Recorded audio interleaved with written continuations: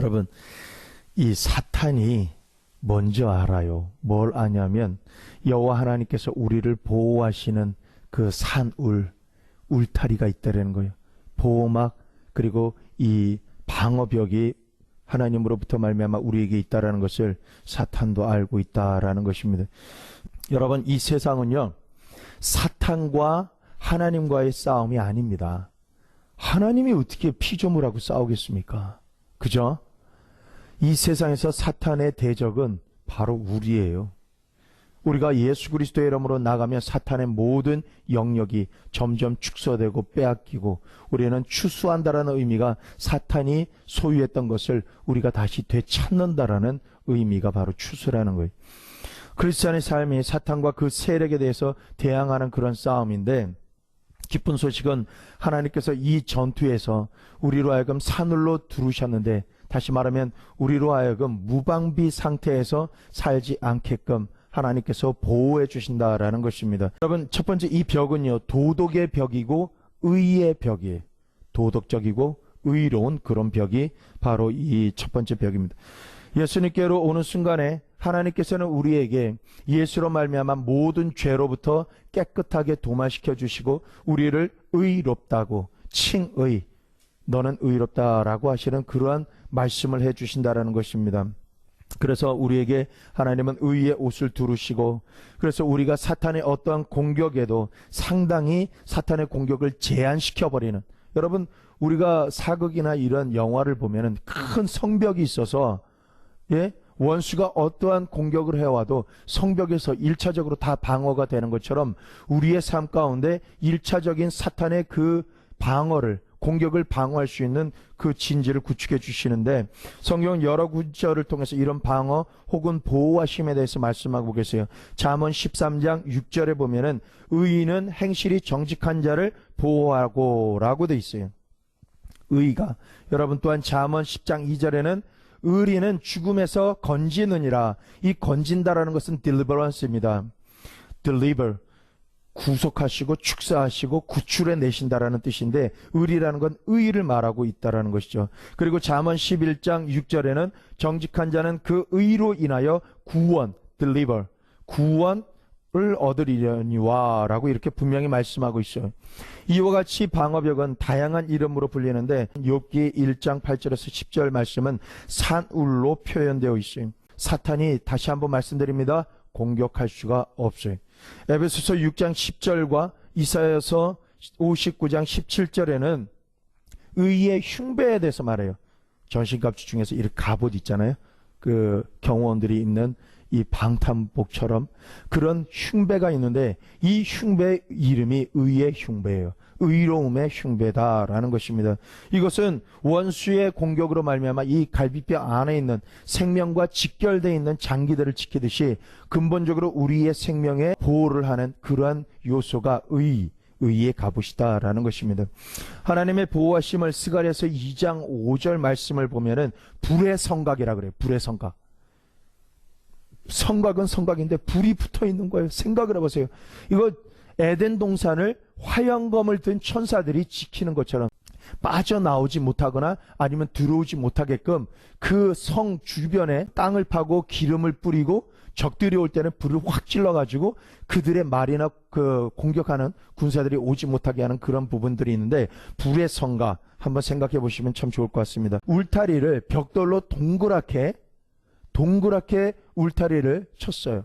벽을. 그리고 아주 높이 쌓았어요.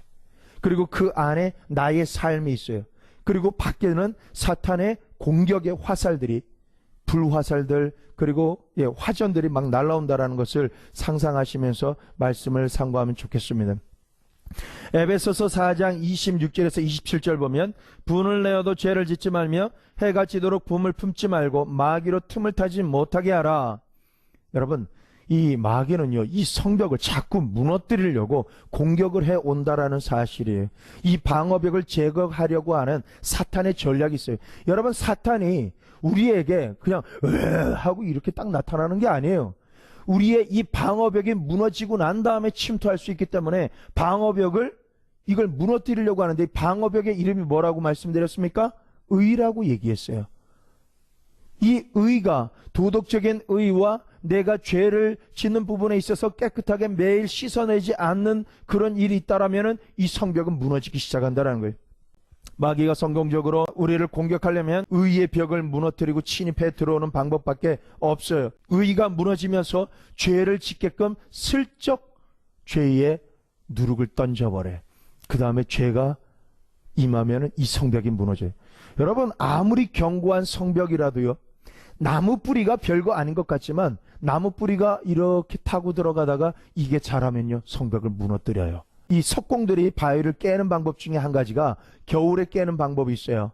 구멍을 조금만 내놓고 거기에다가 물을 집어넣으면 이게 다음 날이면 깨져 있어요. 왠지 아세요? 이 처음에는 물이었는데 밤사이에 이게 얼음이 굳어지다 보면 이게 밀어내버린다는 말이에요. 그러면 이게 갈라져서 완전히 아주 견고한 바위라도 깨져버리고 만다라는 것이죠. 여러분, 죄를 지을 때 도덕에 이처럼 구멍이 생기고 죄는 방어벽을 무산시키고 사탄이 마음대로 우리 삶을 주관하고 접근할 수 있는 요소를 만들어 준다는 거예요. 통로가 열리게 된다는 거예요. 그래서 마귀가 우리의 삶을 향해서 사용하는 첫 번째 전략이 유혹이에요. 사단과 그의 세력은 우리 생각 가운데 악한 생각이나 욕망을, 다시 말씀드립니다, 악한 생각이나 욕망을 심어 넣음으로 우리 삶의 교두부를 구축한다라는 거예요. 바위에 물을 먼저 집어넣는데 물이 별거 아닌 것 같아요. 그러나 때가 돼서 얼어버리면 갈라져 버리는 것처럼 별거 아닌 것을 그냥 내가 받아들이는 생각, 유혹, 이런 것들이 내게 들어왔는데 이것을 내가 해치우지 않는다라면 이게 결과적으로는 하나님과 나와의 관계를 깨져버리게 만들고요, 사람들과 교회 생활, 믿음 생활을 하는데 깨져버리게 만드는 요소가 된다는 것이죠. 성경적으로 보면 예로 사도행전 5장을 들을 수 있는데 이때 사단은 아나니아와 삽브리아에게 마음 가득히 성령을 속이려고 하는 생각을 집어넣습니다. 마음 가득히, 이게 거기에 나와 있는 단어예요. 죄가 미치는 효력은 그와 같이 우리의 삶 가운데 방어벽을 깨게 만들었는데 마음 가득히 자꾸 묵상하게 만드는 게 뭐냐가 참으로 중요해요. 하나님 앞에서 섰다 하지만은 언제라도 내가 성령 충만하고 하나님 기뻐하시는 생각을 자꾸 하지 않고 세상적이고 인간적이고 혈육적인 생각을 자꾸 내가 논리적이다라고 하지만 그걸 자꾸 받아들이게 되면 마음 가득히 내가 무엇을 생각했든지 그것이 내 입에서 나오게 돼 있는 거예요. 여러분, 겉으로 볼 때는 다 사랑해야 되는 사람이에요. 그런데 그 사람이 말하는 그 말이 무엇이냐가 그 사람 안에 가득 찬 생각이기 때문에 그를 그 말로 판단할 수 있다라고 성경에는 기록해 놓고 있다라는 것입니다. 이런 유혹을 견디기 위해서는 머릿속에 스쳐 지나가는 이 생각이 다 내게로부터 온 것이 아니다라는 것을 깨달아야 한다라는 것이죠. 사단은 우리 생각 속에 생각을 슬쩍 심어놓아요. 사단은 우리 생각을 읽을 수 없어요. 마음을 알 수 없어요. 그러나 내가 어떤 생각을 하든지 간에 생각을 할 수 있는 여지, 내 눈과 귀에 자꾸 어떤 메시지들을 자꾸 던져줘요. 그러면 처음에는 아닐 거야 하다가 자꾸 보고 들으면 아, 그런가? 하면서 이걸 받아들이기 시작하면요, 이게 주체할 수 없을 정도로 내 마음을 흔들어 놓는단 말이에요. 그래서 너희 보는 것을 조심해, 너희 듣는 것을 조심해라고 말씀하시는 것이고, 또한 찬양, 어린아이들 찬양에도 이런 메시지가 있다는 걸 우리가 알아야 합니다. 사단은 우리에게 생각을 심어놓는 그런 능력이 있는데 어떤 생각이 갑자기 내게 떠오른다? 여러분, 그거 참 분별해야 돼요. 내가 밑도 끝도 없이 가만히 무슨 생활을 하는데 어떤 생각이 뚝 떠올라요. 그리고 그 생각을 하다가 말씀도 아닌데 자꾸 묵상해요. 묵상하다가 아, 그게 그건가? 오, 그랬었나? 이게 받아들이기 시작하면은 이게 내 사고와 고집이 돼버린다는 거예요. 내 안에 무언가 정말 그러고 싶다, 정말 죄 짓고 싶다, 내가 술을 끊은 지 한 5년 됐는데 이쯤에는 좀 이렇게 비가 구질구질하게 오고 파전 생각날 때는 한 잔 꺾고 싶다, 막 이 딱 들어오면 처음에는 내가 하나님을 섬기는 사람이 술을 취할 수가 있나? 이러다가도 생각이 들어오게 이게 마음에 가득 차면은요, 내 머리는 괜찮은데 이 침샘이 돌아. 그 다음에는 나도 모르게 그 포장마차 집에 가 있는 거. 이게 생각이 들어온 걸 내가 단절을 시키지 않으면은 이게 처음에는 아니야. 그리고 내가 예배드리러 가야지 그러다가 갑자기 이 생각이 가득 차는 순간에 전화가 띠르르 와요. 야, 오늘 네가 좋아하던 파전 내가 살게. 딱 그럼 파전 입구로 막걸리예요. 여러분, 이런 충동을 행동으로 옮기기 전에 멈춰서서 하나님의 말씀을 통해서 내가 조명해 봐야 돼. 내가 죄를 씻고 싶은 그런 생각이나 아니면 어떤 의심과 근심과 두려움과 염려의 생각이 나에게 들어왔을 때 이걸 내가 이 생각을, 이 정보를 내가 받아들이는 게 하나님의 뜻인가? 아니면 하나님께서 내가 이런 정보를 들었을 때 어떻게 하기를 원하시는가? 그러나 내 마음은 자꾸 나쁜 쪽으로 생각하기를 너무너무 좋아하고 그게 유혹이 되고 그게 아주 중독성이 있어요. 그런데 하나님께서는요, 내 마음을 정결하게 해라.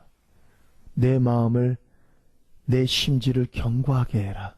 생명의 근원이 마음에서 난다. 내 마음과 생각을 지키라. 내가 지금도 너희 마음과 생각을 묵상하는 것을 내가 그 중심을 통찰하고 있다. 나는 너의 마음 중심을 받는다. 하나님 그렇게 말씀하시는 거예요. 그래서 고린도후서 10장 5절에 경고하는 말씀이 모든 생각을 사로잡아. 이 말에 의미하는 바도 이것이에요. 모든 충동이 어디서 오는지를 점검해야 돼요. 하나님의 일이든 하나님의 일이 아니든 가정생활이든 어떤 일이든 내가 어떤 자꾸 이걸 해야 될 것 같은 충동이 있다? 한 발짝 물러나시기 바랍니다. 충동이 아니라 하나님 앞에서 말씀대로 행하는 삶이 정말 중요한 거예요. 사단은 우리 머릿속에 어떤 생각이나 아이디어만 심어 놓을 뿐만 아니라 세상을 통해서도 유혹을 합니다. 우리 주변에 동료들의 압력이나 우리 문화가 전하는 왜곡된 가치를 통해서도 죄 가운데 이끌 수 있어요.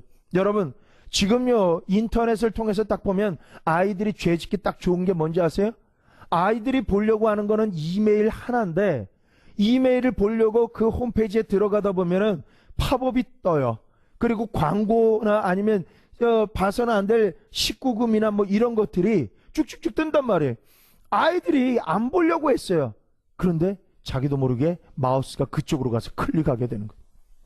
원래는 메일만 딱 보고 딱 일어나야 되는데 자꾸 찾아 들어가고 뿌리를 찾아 들어가다 보면 거기 푹 빠져버리는 거예요. 내가 뭐 해야 될지를 모르는 거예요. 그러다가 게임 속에 빠지고요. 어떤 문화 가운데 빠지게 된다는 거예요. 또한 우리의 육체를 통해서도 역사하는데 아담으로부터 물려받은 내재하는 우리 DNA 가운데 죄를 짓기를 원하는 경향성, 이런 부분들이 있어요.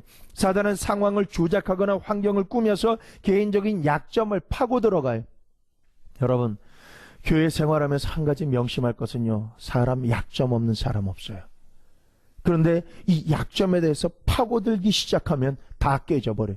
파고드는 사람은 사단의 술책에 넘어가서 도구가 되는 사람이고, 파고 들어가는 것을 당하는 사람은 정말 그 인생이 파리해질 정도로 고통 가운데서 살아가게 된다라는 거예요. 처음에는 그러려고 하지 않는데 말을 하다 보면 아라고 얘기해야 되는데 흥분되게 되면 어라고 얘기하거든요. 그 순간부터 걷잡을 수 없이 거짓말은 거짓말을 낳고 자꾸 이게 불려나가다 보면 자기는 외로운 사람일수록 자기를 격려해주고 자기 편이 되어주기를 원하는 속성이 있는데 평상시 내 삶 그대로 얘기하면 아무도 호응을 안 하다가 어떤 주제를 딱 삼아서 파고들기 시작하면은 사람들이 너나 할 것 없이 확 모여들기 시작해요. 까마귀가 시체 가운데 배설물 가운데 모이는 것처럼 배설물 갔다 그러면 하나 없이 까마귀가 어디 있었는지 다 날려들어서 그것을 먹으려고 아주 막 날아다니는 것을 우리가 너무나도 많이 봅니다. 만일 사탄이 이런 유혹을 통해서 우리를 죄 가운데로 이끌 수만 있다면 우리 삶 가운데 구멍이 뚫리고 그것을 통해서 그 어둠의 세력들이 몰려온다라는 것입니다. 이런 전략을 잘 보여주는 예로 민수기를 들 수가 있는데 민수기 22장 말씀을 보면요, 여기는 보면 모압의 사악한 왕이 이름이 발락인데 이 발락이 마법사인 발람을 고용해서 이스라엘 백성을 저주하게끔 합니다. 3번이나 발람이 이스라엘 백성을 저주하려고 했지만은 매번 저지를 당하는데 그 이유는요, 이스라엘 백성들이 하나님의 강권적인 보호함 가운데 복을 주심 가운데 있기 때문에 이 발람이 저주를 하려고 해도 그 저주가 이스라엘에게 임하지 않는 것을 이 발람도 알게 되는 것이에요. 아무리 여러분을 저주해도 저주가 여러분에게 임하질 않아요. 이걸 알게 되니까 이스라엘의 하나님이 보호막으로 싸고 있는 걸 보니까 이 발락이 전략을 새롭게 바꿉니다. 저주 가운데 그들을 묶는 것보다 그들을 죄를 짓게 함으로 말미암아 이 성벽이 무너지게끔 하는데, 민수기 25장에 보면은 모압이 이스라엘을 초청해요. 그리고 자신들의 신을 섬기는 축제에 그냥 오세요. 괜찮아요. 당신들이 믿는 하나님 믿으세요. 그냥 우리가 초청하니까 우리가 화친합시다. 오세요. 그래서 자기들이 신을 섬기는 축제에서 막 띵까띵까 하고 막 이러다가 은근슬쩍 발락이 무엇을 집어넣느냐 하면은, 모압 여인들을 이스라엘 남자들에게 쓱 집어넣고 가까이 가게. 그래서 음란한 행위를 하고 그래서 죄를 짓게끔 조작합니다. 조작하게 되니까 음란의 죄를 짓게 되고 하나님 앞에 당당하게 나가지 못하는 그런 상황이 되게 되니까 이스라엘의 그 방어벽이 완전히 깨어지게 됩니다. 재앙이 임하게 됩니다. 우리를 향한 사탄의 전략을 확실하게 완벽하게 보여주는 그 그림이 바로 이 민수기 25장의 말씀이에요. 사단이 우리를 죄로 이끌기 위해 모든 힘을 다하는 것은 일단 의의 벽만 무너뜨리면 그 공격은 무방비 지역에서 마음껏 해집고 다닐 수가 있기 때문에 죄를 짓게 만든다라는 것입니다. 이 공격의 영역은요, 방어벽이 무너질 때 사탄이 공격할 수 있는 몇 가지 영역이 있는데, 첫 번째는 생각의 영역이에요. 사단은 혼동과 미혹을 가져옴으로써 우리의 생각을 공격할 수가 있어요. 사도행전 5장 3절에 보면 사단이 악한 욕구를 심어서 그로 인해서 죄로 이끌 수 있다라는 그런 내용이 나타나 있고요. 마가복음 4장 15절 말씀에 보면은 말씀을 앗아감으로 한때 알았던 영적인 진리를 잊어버리게 만들어요. 여러분 참 웃기는 거 아세요? 교회마다 아주 충성스럽고 헌신되게 말씀을 달달달 외우고 예배란 예배는 떠난 적이 없는데, 한순간 생각 가운데 그랬단 말이야? 그런 잘못된 게 있었단 말이야? 이 생각이 딱 들어오는 순간 그동안 영적으로 충만했던 이 모든 씨앗들이, 열매들이 한순간에 없어져요. 정말 한순간에 없어져요. 그래서 교회를 우습게 알고 그냥 떠날 수밖에 없고요. 그냥 유리방황하게 돼. 왜? 방황을 왜 하는지 아세요? 다른 교회 갈 수 있는지 아세요? 아니에요. 그동안 내가 신뢰했던 하나님의 말씀이 한순간에 불신의 생각을 집어넣음으로 인해서 완전히 사라졌기 때문에 어디 가도 살 수가 없는 거예요. 그것을 회복하려면 얼마나 어려운지 몰라요. 진리를 잊어버리게 만든다는 것이죠. 한 번 보면 잊어버리지 않는 사람. 그런데 특이한 게, 이런 사람들이 성경만 외우려 그러면 도대체가 안 외워져요. 하나님 말씀은 절대로 못 외워요. 참 이상하다, 특히 체질이다 라고 말할 정도로 이런 사람들이 있는데, 아무리 노력해도 그 사람의 방어벽의 어느 부분이 깨져 있기 때문에 하나님의 말씀을 다 쪼아서 먹어버린다라는 사실이죠. 네, 다시 한번 상상해 보세요. 동그란 그 울타리 성벽에 사단이 죄와 불의를 가지고 성벽을 깨트려 버려요. 그러면 그 성벽 안에 어떤 것을 공격하냐면 나의 삶 가운데 감정과 의지와 생각과 육체와 관계를 다 공격해서 무너뜨리기 시작한다는 것이죠. 두 번째로는요, 의지를 공격합니다. 사단은 죄를 짓도록 강한 자극을 줄 수가 있어요. 죄를 향한 충동이 일어난다면 마귀의 공격으로 볼 수 있어요. 여러분, 왜 밤을 새는지 아세요? 기도하느라고 밤을 새는 사람들은 축복받지만은, 참으로 속에서 막 부글부글 하는 거, 분냄 때문에, 억울함 때문에, 사실이 아닌데 사실이라고 막 우겨대는 그것이 어느 순간에는요, 자기가 자기에게 쇠뇌돼요.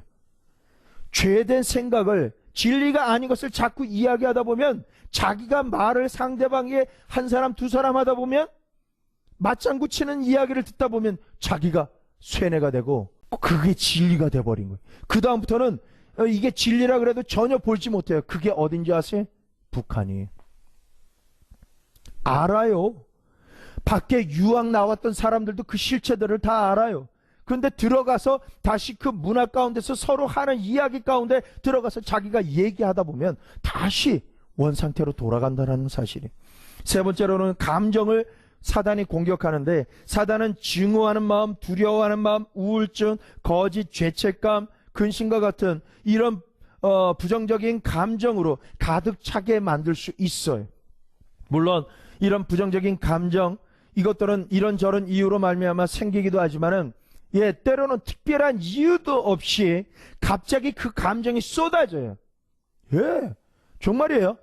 다른 사람과 이 부정적인 이야기를 한 적도 없는데, 내가 그 말을 섞은 적도 없는데, 갑자기 일상생활 하다가 확 들어오는 거 있죠. 생각이 확 올라와요. 치밀어 오르듯이 탁 올라오는데, 그걸 생각하다 보면 자꾸 거기에 빠져요. 이게 바로 이 감정이 쏟아져 들어온다라는 표현이 맞아요. 쏟아져 들어와요. 내가 제재할 수가 없을 정도로 쏟아져 들어오는 게 이 사단의 공격이.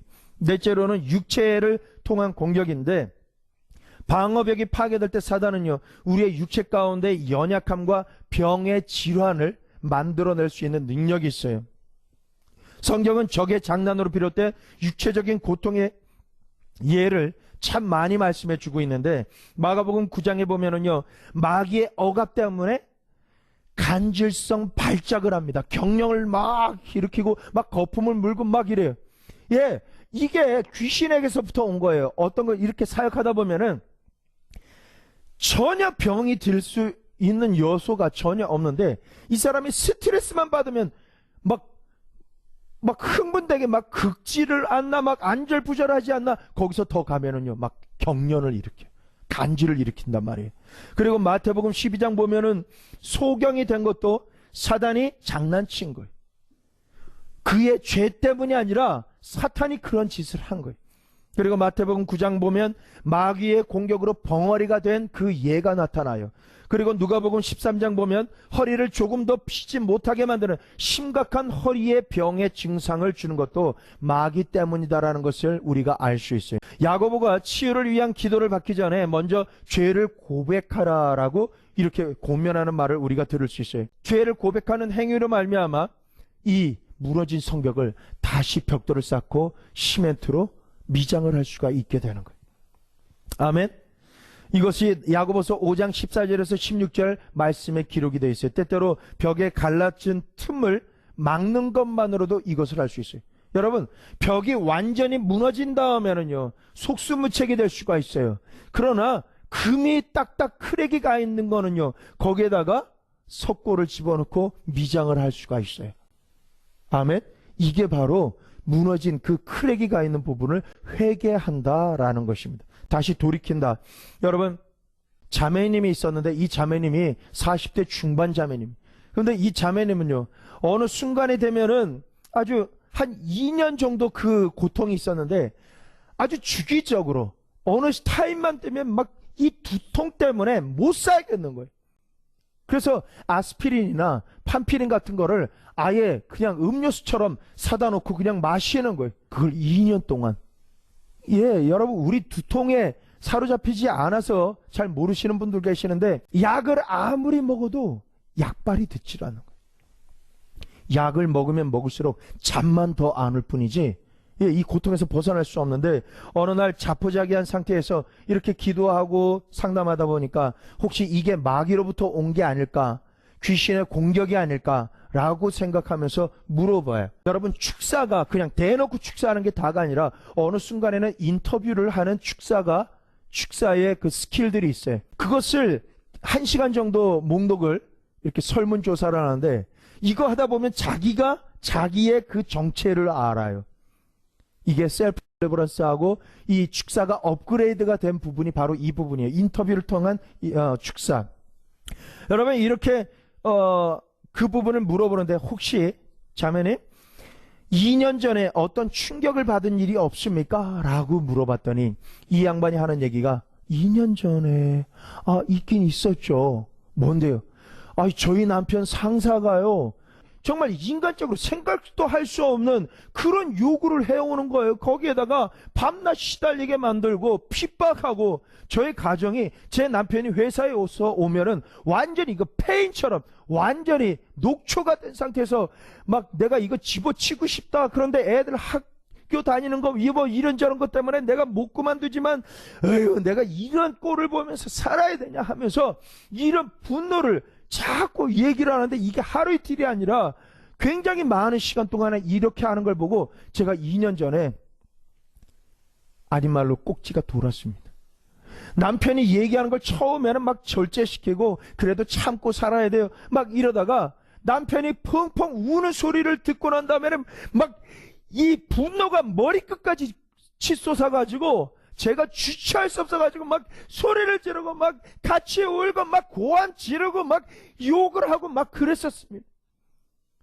아닌 게 아니라 그때부터 편두통이 슬금슬금 오더니 내가 화가 나지도 않는데 그런 그때 분노했던 그 시간대, 그런 분위기, 그런 상황이 되면 저도 모르게 이 가슴이 뛰면서 주체할 수 없는 그런 통증이 오기 시작했습니다. 그래서 이분이 그런 말을 하길래 이렇게 말했어요. 이제 그분에 대해서 용서해 주시기 바랍니다. 용서해 주시고 그리고 죄를 회개하시길 바랍니다. 그 사람 좋으라고가 아니라 성도님 살라고, 성도님이 살아야 되기 때문에 성도님의 그 방어벽을 구축해야 되니까 용서하시라고. 용서하세요. 그때로 돌아가서 우리 용서합시다 하면서 막 기도하다 보니까 어느 순간에 그게 다시 솟아오르니까 막 분노가 막 치밀어 오르는 거예요. 근데 분노가 치밀어 오를 때에 어시스트를 딱 해주는 거예요. 분노가 치밀어 올 때 실은 성도님 자세히 보세요. 분노가 치밀어 오르게 하는 그 영적인 실체를, 그 사람을 보지 말고 그 상황을 조작하고 그런 상황이 되게끔 만들었던 그 어둠의 영역을 바라보시고 그것을 대적해서 쫓아내셔야만 합니다. 그리고 난 다음에 그 사람도 불쌍하게 여기고 용서해 주시는 기도를 하세요. 이렇게 하면 이 사람이 처음에는 막 이를 아드득 갈다가 그냥 선포하기 시작한다라는 것입니다. 할렐루야. 여러분, 이러한 쓴뿌리가, 분노와 쓴뿌리가 회개와 용서 기도로 말미암아 부당함을 당했던 것을 완전히 내려놓자 그 즉시 두통이 사라졌어요. 1년이 지난 다음에 이 중년 부인을 만났는데 그분에게 그 이후로 두통이 있었습니까? 하니까 웬걸요? 전혀 없어요. 약 먹을 이유가 전혀 없는 거예요. 왜? 분노가 일어나질 않아요. 왜? 예수의 이름으로 용서하고 그 배후에 있는 악한 영을 결박하고 내쫓아버리고 더 이상 나에게 공격할 수 없다는 걸 선포하고 내가 그렇게 분노하고 죄를 졌던, 미워하는 죄를 졌던 것을 회개하고 나니까 더 이상 이 방어벽이 형성이 돼서 전에는 어떤 분위기와 시간만 돼도 공격을 받았던 그 부분이 이제 더 이상 공격을 받지 않게 됐다라는 사실인 것입니다. 그 다음에 이 분은 굉장히 자유한 가운데 쾌활한 삶을 살게 되었다라는 사실이죠. 또한 도덕적 벽이 어떻게 작용하는지를 볼 때 천식에 걸렸던 한 젊은 자매가 있는데 이 천식에 걸린 자매를 예수 그리스도의 이름으로 치료했어요. 그리고 그 배후에 있는 그때 조금 전하고 똑같이 이 병을 알았던 그 시점까지 유추해서 타서 올라가다 보면은 그 상황을 읽다 보면 왜 그런 일들이 벌어졌는지를 알게 돼요. 대부분 눌리거나 부당한 처사를 받거나 공격을 육신적으로나 생각이나 말로 공격을 받았을 때 그런 일들이 일어나는데 이것을 해결하고 난 다음에 이 천식이 나아버렸어요. 순식간에 나아버렸어요. 그런데 3개월 있다가 다시 천식이 도졌어요. 사람한테 물어봅니다. 왜 그 질병이 다시 일어나게 됐습니까? 라고 할 때 이건 다시 말하면 그 치유를 놓쳤다라고 표현하는 거예요. 치유를 잡아야 되는데 이걸 놓친 거예요. 이처럼 일어나게 된 이유 중에 한 가지가 도덕적인 벽을 아직 구축하지 않았기 때문에 그래요. 의의 벽, 도덕적인 벽.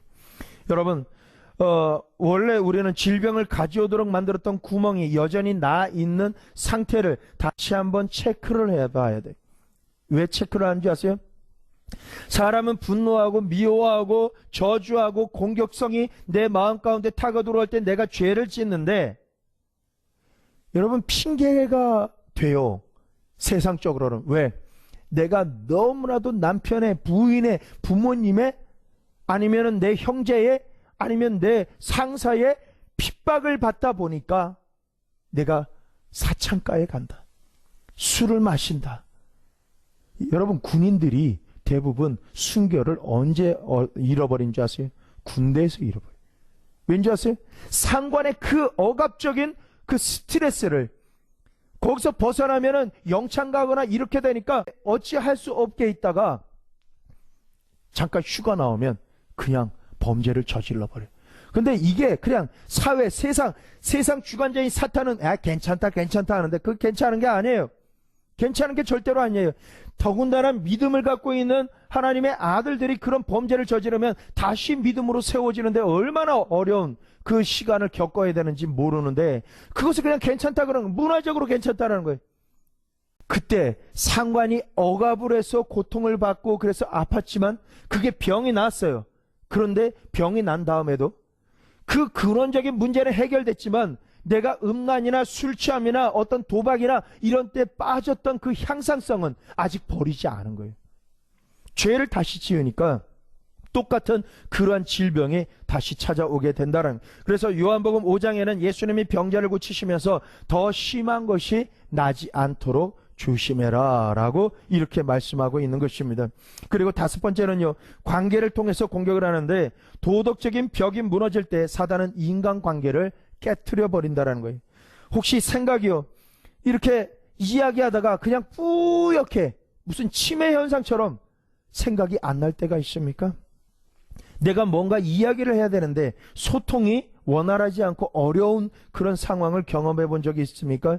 여러분, 의도치 않게 내가 말을 하다가 얘기를 딱 듣고 있다가 어떤 대답을 해줘야 되는데 그 질문에 맞는 대답은 안 하고 의도치 않은 엉뚱한 말이 나올 때가 있지 않습니까? 나중에 스스로에게 이런 상황들에 대해서 반문하면은 내가 왜 그때 그 말을 했는지 몰라. 그때부터 그 말이 꼬리에 꼬리를 물다 보니까 돌아올 수 없는 송파강이 돼버린 거예요. 머나먼 그 강을 건넌 무너진 다리를 건너버린 거예요. 왜? 사람들이 나를 아예 그런 사람으로 봐버리는 거예요. 언제? 나도 이유 없이 뜬금없이 어떤 말을 했을 때 사탄이 그 사람의 생각을 타고 들어와서 뜬금없는 말만 할 뿐만 아니라 다른 사람에게도 역사에서 똑같이 그런 말을 맞장구 치게 하는 그 상황에서 막 열띠게 이야기를 했는데 혼자 집에 있거나 혼자 기도하는 시간이 되면은요, 내가 왜 그 말을 했는지 몰라. 내가 그 말을 해가지고 그 사람을 어떻게 보나?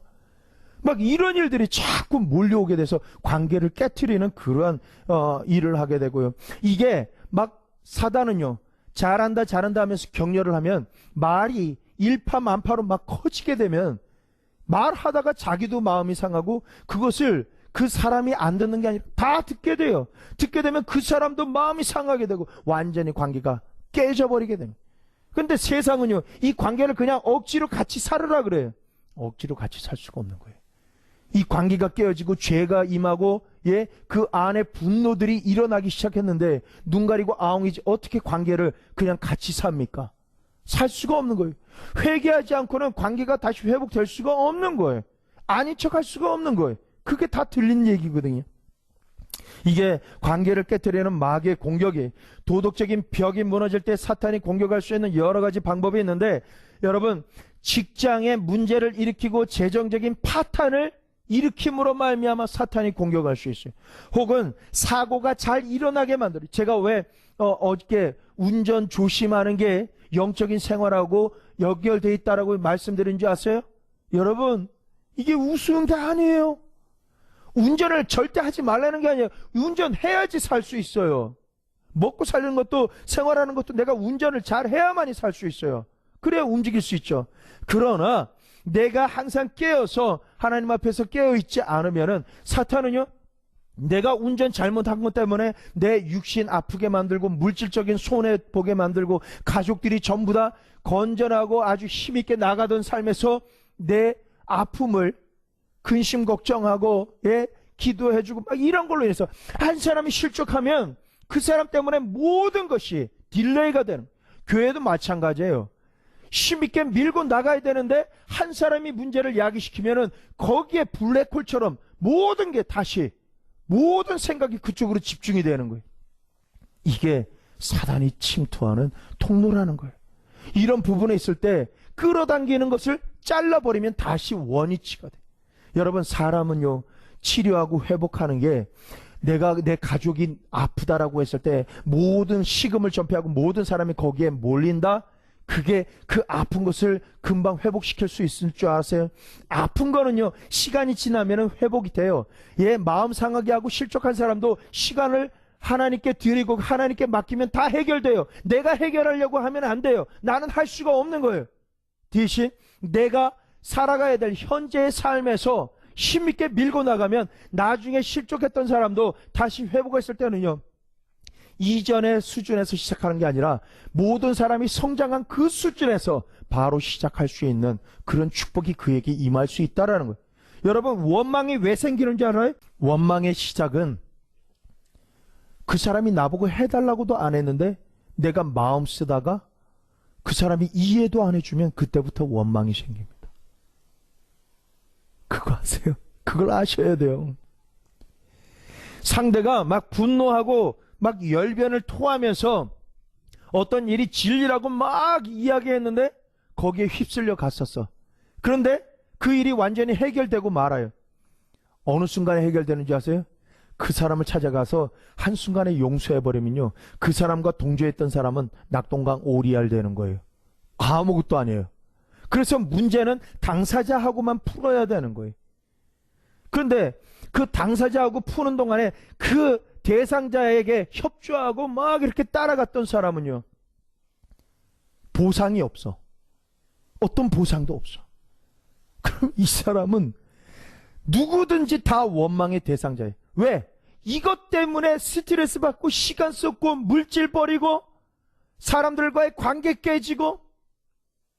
그래서요, 내가 어디로 휩쓸려 가는지를 잘 알아야 원망을 안 하는 상대가 된다라는 것입니다. 특별히 욥기 1장 18절에서 19절 보면은 욥에게 많은 일들이 일어나는데, 여러분, 사탄은요, 말할 수 없는 갑자기 고통이나 질병, 재앙이나 이런 걸로 올 수가 있어요. 우리를 공격할 수 있어요. 범죄하게 만들어요. 욥이 그랬잖아요. 범죄하지 않으려고 아이들 한 명 한 명 불러다 놓고 그들을 위한 회개, 화목제의 예배를 드립니다. 그렇게 정결하게 살려고 했는데도 어느 날 갑자기 사탄이 뒤 흔들어 보려고, 하나님이 산울로 둘러서 그렇지 이 좀 흔들면 하나님을 저주할 겁니다, 하나님을 부인할 겁니다 라고 하는 것을 실험해 보려고, 생명만 건들지 말라라고 하는 그 내용으로 마구 흔들어 버립니다. 갑자기 번개가 쳐서 불이 떨어지고 지진이 일어나고 홍수가 있고 자연재해로 인해서 욥의 아들과 딸들을 다 죽여버립니다. 욥이 잘못했나요? 아니에요. 욥의 믿음과 하나님과의 관계를 뒤흔들어 버리려고, 그를 정죄할 수 있는 그 요소를 만들려고 환경을 막 우겨싸움을 당하는 거예요.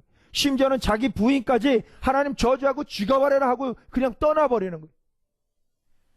여러분, 이러한 상황에서 이 욥이 어떻게 그 마음을 지킬 수가 있었겠습니까? 다시 말씀드리면 모든 게 죄 때문만이 아니다라는 사실을 또 여러분에게 말씀드리는 거예요. 처음에는 의롭지 않고 도덕적이지 않은 그 일, 그 다음에는 내 죄 때문에, 그리고 그 다음에는 내 죄나 불의 때문이 아니라 사탄이 직접 나를 공격하려고 마치 그 성문을 부수려고 하면 커다란 나무, 연필처럼 깎은 나무로 그냥 성문을 꽝꽝하고 들이박는 것처럼 여러분의 삶 가운데 교통사고나 자연재해나 질병이나 아니면은 내가 그렇게 하려고 한 게 아닌데 살짝 써준 사인 하나, 다시 말하면 보증 쓴 거 하나 때문에 그동안의 모든 쌓아놓은 것을 한순간에 잃어버리게 만드는 그런 일을 만든다는 거예요. 여러분, 절대로 교회 다니는 사람들은 보증 서는 게 아니에요. 다시 말씀드립니다. 보증 절대로 쓰지 마세요. 어떤 이유로든지 간에 어떤 재정적인 부분을 다른 사람에게 넘겨주지 마세요. 그게 사탄이 하는 짓거리 중에 가장 큰 악독한 짓거리예요. 정말이에요. 한 집안을 완전히 박살내는 거 식은 죽 먹기예요. 사인 하나면 끝이에요. 사인하면 어디도 집 사지도 못하고 차도 사지도 못하고 일도 하지 못해요. 내 사인 하나로. 여러분, 이 사인 조심하세요. 보증 쓰지 마세요. 교회도 보증 안 써요. 많은 사람들이 교회에 재정을 가지고 보증 좀 서달라, 아니면은 뭐 어떤 보호를 해달라, 이런저런 말하는데, 가장 무지한 교회가 그 보증 서서 교회 건물 자체를 날려버려요. 교회 재정 자체를 날려버려요. 사인 하나, 아유 성도님인데, 아유 성도님은요 무슨, 성도님들은 다 죄인들이에요. 거룩한 사람들이 교회에 다 오는 게 아니라 세상에서 의지할 것 없고 도와줄 것이 없는 그런, 정말 하나님 외에는 살려줄 사람이 없는 그런 사람들이 다 교회에 오기 때문에, 교회에서는 그 사람들 보호하기 위한 첫 번째 우선순위를 위해서라도 보증 쓴다라는 사실 자체가 없는 거예요. 그리고 교인들 스스로도 돈 거래하지 않는 거예요. 그거 하나로요 10만원, 20만원, 100만원 빌려줬다가 안 갚으면 어떻게 되는지 아세요? 믿음과는 상관없이 교회 떠나야 돼요. 아니면 그 사람을 이유 없이 미워하고 공격해 들어가기 시작해요. 사탄이 또 어떤 짓을 하는 줄 아세요? 아니 참 믿을 게 없다, 교회가 나를 안 믿고 나한테 보증을 안 서줘, 야 참 더럽다 더러워, 이러면서 욕하면서 막 그런 문제를 만드는 사람이 있게요 없게요? 너무 많아요. 정말 많아요. 왜 교회 돈을 자기 돈인 양 그렇게 쓰냐 말이에요. 목사 자체도 그런 사고방식을 갖고 있는 인간들이 있어요. 그건 정말 잘못된 거예요. 하나님의 물질을 자기 뜻대로 쓴다는 거, 이거 정말 잘못된 거예요. 그러니까 여러분 제발 부탁드립니다. 여러분이 아무리 친한 사람이 보증 서달라 그래도 절대 보증 쓰지 마세요. 그게 의롭지 않은 게 아니에요. 사랑이 없는 게 아니에요. 여러분 혼자는 써줄지 모르지만 여러분의 자식은 무슨 죄가 있어가지고 집도 뺏기고 학교도 못 다니고, 예? 왜 거지꼴이 돼가지고 살아가야 되냐 말이에요. 보증 쓰지 마세요. 이게 사탄이 여러분 아주 경건하게 예배드리고 충성봉사하고 정말 장로 아니라 목사가 될 사람이라고 말했던 그 사람이 신용불량자가 돼가지고 이리저리 떠도는 역사가 거기서 나오는 거예요. 여러분 다른 사람한테 내가 의로운 척, 내가 아주 실력 있고 부유한 사람인 척 그런 인식을 받는 그 미혹의 소리에 절대 넘어가지 마세요. 그 사람은요 패가 망신합니다. 모든 걸 다 말아먹을 사람이에요. 제가 경고에 경고를 하는 거예요. 이전에 그런 일을 했다 하더라도 빨리 수습을 해버리세요. 편안하다 편안하다 할 때 편안한 게 여러분에게 있는 것이 아니라 어느 순간에 여러분이 공격받을 수 있다는 것을 아셔야 하는 거예요. 이걸 모르면 무지한 거예요. 무식한 거예요. 영의 눈이 감긴 사람이에요. 이러면서 내가 뭘 한다라고? 애들이 웃어요. 애들이. 여러분의 자녀가 웃는단 말이에요. 평상시 때는 아주 강하게 말했지만 한순간에 날아가 버리는 거예요. 가슴이 철렁한 분이 있으면 의심하라는 것이 아니라 여러분의 분량, 여러분의 수준, 여러분이 생각할 것 이상을 생각하지 말고 여러분이 할 수 있는 것 이상의 행동을 하지 말라라는 것입니다. 그럴 때 하나님께서 여러분을 지켜 보호할 수 있는 근거가 거기에서 마련되기 때문에 그렇습니다. 여러분 다시 한번 권면합니다. 여러분 회개 없는 축사는 실제로 이전보다 더 중한 상태로 몰아가게 된다는 것을 알아야 합니다. 여기까지 말씀드릴게요. 마태복음 12장 43절 45절에 보면 더러운 귀신이 사람에게서 나갔을 때 물 없는 곳으로 다니며 쉬기를 구하되 얻지 못하고 이에 가로되 내가 나온 집으로 돌아가리라 하고 와보니 그 집이 비고 소재되고 술이 되었거늘 이에 가서 저보다 더 악한 귀신 7을 데리고 들어가서 거하니 그 사람의 나중 형편이 전보다 더 심하게 되었음이니라. 여러분 이게 마지막 그림이에요. 울타리가 있는데 불의함으로 벽이 무너지고 죄로 말미암아 벽이 무너지고, 이런저런 분노로 인해서 혈기로 미움으로 벽이 무너지고 분노함으로 벽이 무너졌어요. 그런데 여기에 하나님을 믿게 되니까 예수 그리스도의 이름 이 사람에게서 어둠의 역사를 축출해냈어요. 딜리버 했어요. 축사를 해서 귀신이 나갔는데 다시 이렇게 보니까 벽이 만들어져 있지 않아요. 옛날 습관, 옛날 방법 그대로 다 하고 있는 거예요. 화낼 거 다 내고 불의할 거 다 하고 죄질 거 다 짓고 난 다음에 그런 생활을 그대로 있는 거예요. 축사는 했지만 다시 와서 보니까 구멍이 너무 많아. 구멍 자체 개구멍 같은 그런 작은 구멍이 아니라 아예 성벽 하나가 무너져 있어요. 이 사람은 이런 상황이 되면 항상 이런 분노를 하고 이런 상황이 되면 죄를 그냥 당연하게 짓는 그런 벽이 무너져 있는 상태를 귀신이 와서 보고 난 다음에는 어허 흉제다 하면서 가가지고 7이나 더 되는 자기보다 더 악한 귀신들을 데리고 그 집안에 들어온다라는 사실. 여러분, 벽을 재건하는 일에 실패하면 대적의 억압으로부터 벗어난 평안의 상태가 오래 지속되지 못한다라는 것입니다. 그렇기 때문에 삶 가운데 있는 모든 죄의 영역을 발견하고 죄를 고백하고 회개하면서 하나님이 우리의 방어벽을 재건할 수 있도록 우리가 노력하는 것이 너무나도 중요한 거예요. 일이 중요한 게 아니에요. 뭔가 행하는 게 중요한 게 아니에요.